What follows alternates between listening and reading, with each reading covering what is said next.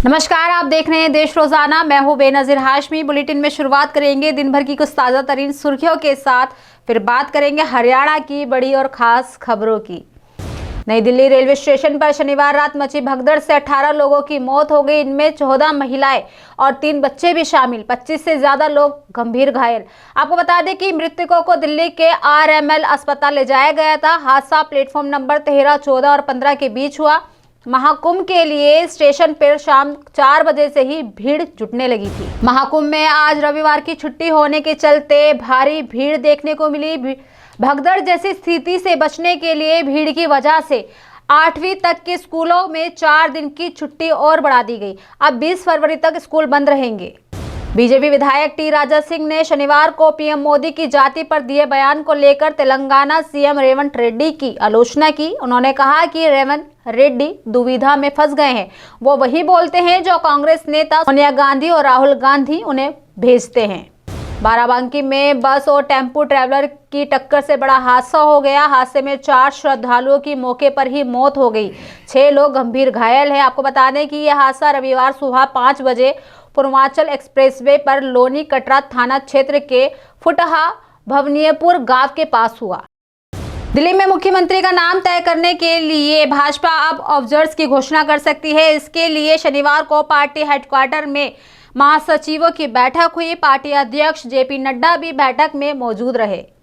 America में अवैध तरीके से रह रहे 116 और भारतीयों को जबरन भारत भेज दिया गया है। अमेरिकी एयरफोर्स का विमान ग्लोब मास्टर शनिवार देर रात 11:30 बजे अमृतसर एयरपोर्ट पर उतरा। इस बार महिलाएं, बच्चों को छोड़कर सभी पुरुषों को हाथों में हथकड़ियां और पैरों में बेड़ियां डालकर विमान में बिठाया गया। असम के मुख्यमंत्री हेमंत बिस्वा शर्मा ने सौरव गोगोई की पत्नी से जुड़े विवाद पर कानूनी कार्रवाई की योजना का स्वागत किया है। हेमंत ने रविवार को कहा कि राज्य सरकार भी कानूनी कार्रवाई शुरू कर रही है। तो ये थी दिन भर की ताजा सुर्खियां। अब बात करते हैं हरियाणा की बड़ी और खास खबरों की। दिल्ली विधानसभा चुनाव के बाद अब कांग्रेस आलाकमान ने हरियाणा में विधानसभा चुनाव की अप्रत्याशित हार के लिए जिम्मेदार नेताओं पर कार्रवाई करनी शुरू कर दी है। दरअसल विवादों में रह रहे कांग्रेस प्रभारी दीपक बबरिया को हटाकर BK हरिप्रसाद की नियुक्ति के बाद अब प्रदेश अध्यक्ष चौधरी उदयभान को भी बदलने की तैयारी है। आपको बता दें कि वही आरोप है कि उदयभान विधानसभा चुनाव में सभी दिग्गजों को साथ लेकर नहीं चल पाए, जिससे कांग्रेस को हार का सामना करना पड़ा। आपको ये भी बताते चले कि कांग्रेस सूत्रों के मुताबिक नए प्रदेश अध्यक्ष के लिए पैनल भी तैयार है, जिसमें राज्यसभा सदस्य रणदीप सिंह सुरजेवाला, लोकसभा सदस्य वरुण चौधरी मौलाना, पूर्व विधायक राव दान सिंह, विधायक गीता भुक्कल और विधायक अशोक अरोड़ा का नाम शामिल है। भाजपा ने ऊर्जा, श्रम और परिवहन मंत्री अनिल विज को निकाय चुनावों में पार्षदों के टिकट वितरण में झटका दे दिया है। दरअसल विज ने जिन 32 कार्यकर्ताओं की सूची पार्टी को भेजी थी, उनमें से केवल 15 को ही टिकट दिया गया है। वहीं पार्टी ने 17 अन्य लोगों का टिकट काट दिया। आपको बता दें कि ये सूची इंटरनेट मीडिया पर खूब वायरल हो गई। सुबह होते ही बीज समर्थक एकत्रित हो गए और छावनी की भाजपा कार्यालय में चारों मंडल प्रधानों की बैठक की। जिन कार्यकर्ताओं के नाम काटे गए उन्हें आश्वस्त किया गया था कि टिकट उन्हीं को मिलेगा, लेकिन ऐसा नहीं हुआ। इस दौरान बीज ने कहा कि कार्यकर्ता जो भी फैसला लेंगे वे उनके साथ हैं। इसके बाद मंडल प्रधानों ने ईमेल से प्रदेश अध्यक्ष को अवगत कराया कि टिकट वितरण सही नहीं किया गया है। आपको बता दें कि जिन लोगों ने चुनाव में विज का विरोध करते हुए प्रतिद्वंदी प्रत्याशी का समर्थन और वोट डलवाने का काम किया था, उन्हीं को टिकट दे दिया गया। विज की कोठी पर पहुंचे भाजपा कार्यकर्ताओं ने अनिल विज जिंदाबाद और गद्दार मुर्दाबाद के नारे भी लगाए। वहीं हरियाणा निकाय चुनाव के बीच बीजेपी में टिकट बंटवारे को लेकर बवाल मच गया है। आपको बता दें कि अनिल विज की नाराजगी के बाद बीजेपी के संशोधित लिस्ट जारी कर दी गई है। अंबाला कैंट नगर परिषद से श्रवण कौर को चेयरमैन का टिकट दे दिया गया है।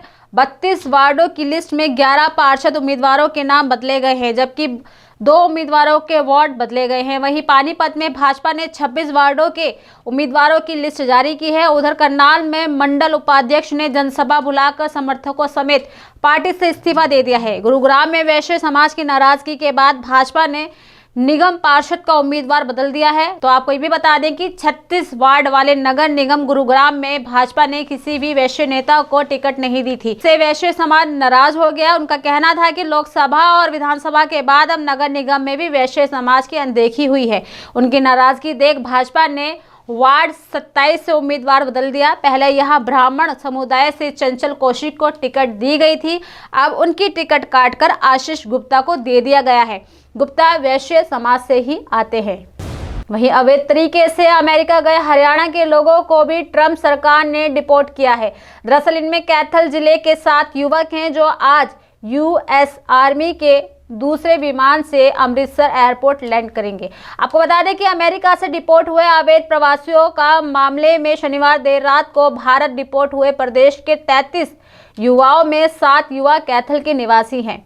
इनमें 3 गोहला खंड तो 2 राजौंद व 2 कलायत खंड के युवा शामिल हैं। इन युवाओं में से भी कोई जमीन तो कोई रिश्तेदारों से कर्ज लेकर अमेरिका पहुंचा था, जबकि सोमवार को आने वाले विमान में जिले के 4 और युवकों के वापस आने की संभावना है। फिलहाल पुलिस और जिला प्रशासन को इन युवकों की आधिकारिक सूची प्राप्त नहीं हुई है। आपको बता दें कि जानकारी के अनुसार पुलिस इस मामले में विस्तार से जांच करेगी। यदि कोई युवक किसी एजेंट के खिलाफ शिकायत दर्ज कराता है तो उस पर तत्काल प्रभाव से केस दर्ज भी किया जाएगा। तो ये थी दिन भर की ताज़ा सुर्खियों के साथ हरियाणा की बड़ी और खास खबरें। कल फिर होगी मुलाकात ऐसी ही खास खबरों के साथ। तब तक के लिए बने रहिए हमारे साथ और देखते रहिए देश रोजाना। नमस्कार। हमारे साथ जुड़े रहने के लिए देखते रहिए देश रोजाना का यूट्यूब चैनल सब्सक्राइब कीजिए। साथ ही देश रोजाना की खबरें सबसे पहले देखने के लिए प्रेस कीजिए बेल आइकन।